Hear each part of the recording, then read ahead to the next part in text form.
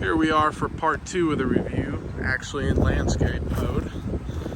Kind of like I was saying, we have a 2022 Corolla SE, beautiful on the outside. The LE is the other model, and there's a few others as well, but those are going to be the two most popular models.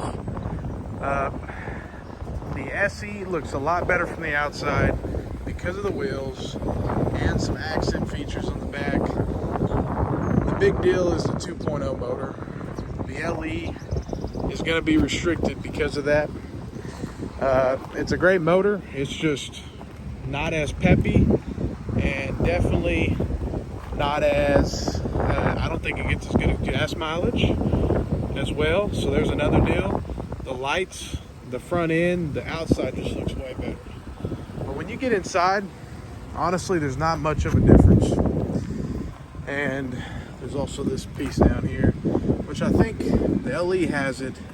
It's just painted to match instead of a different. The interior is almost identical. The seats are different, but I don't like those seats. They're a lot smaller. I feel like they're more sporty than the LE, which, you know, how many people are buying these to be sporty? I'm just checking.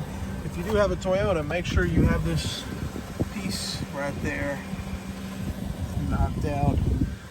They had a problem with water getting stuck indoors, but that was mainly on the 2020 models, I believe. Same deal with the back seats. Got the little, let's see. And so I'm 6 foot. I mean, it's definitely, honestly, I feel like I had more room in the LE. I'm gonna check that out for you guys. I feel really tight now. I have the seat way back, as you can see. That's me sitting. I sit low and I sit back. This seat's even farther back. But I could, my head is touching the ceiling at this time. So that is a problem.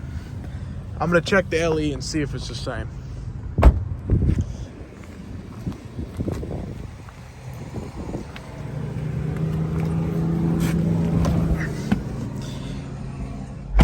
And the big star is the motor. It sounds a lot better. Driving it, it seems it's just more powerful. The LE to me seemed like there was just a little bit of a, almost like a hesitation. This just doesn't have that. And it gets better gas mileage at the same time. But the LE's made in Japan, and the engine has been out for so long. This is a new engine.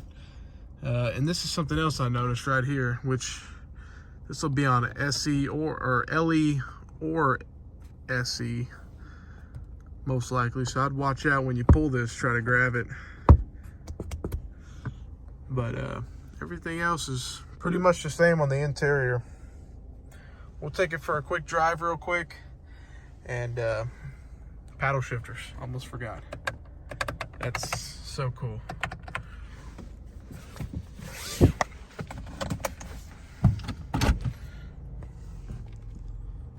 Yeah, I mean, you can see my seat's way, way back. Just driving around here real quick. The road noise, pretty equal. I really do think the LE is probably more of a luxurious car, I guess. I mean, it's a Corolla.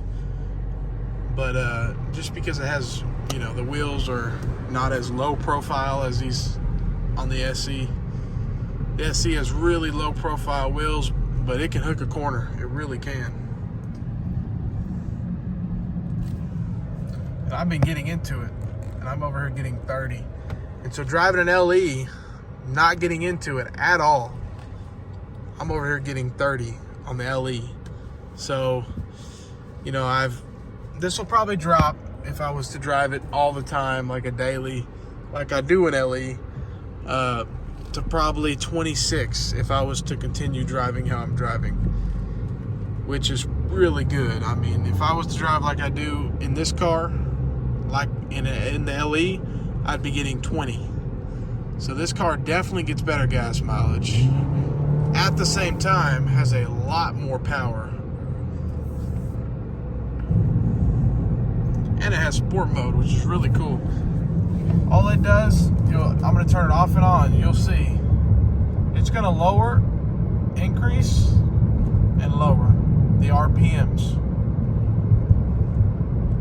Sport mode off. And so it's just going to shift a little bit quicker, and it's cool to have. And whenever you take it off of sport mode, on and off, you'll see it pretty much shifts from sport to eco.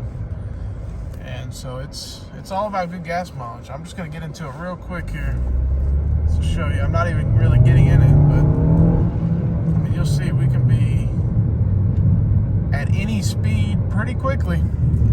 Definitely faster than the Corolla LE.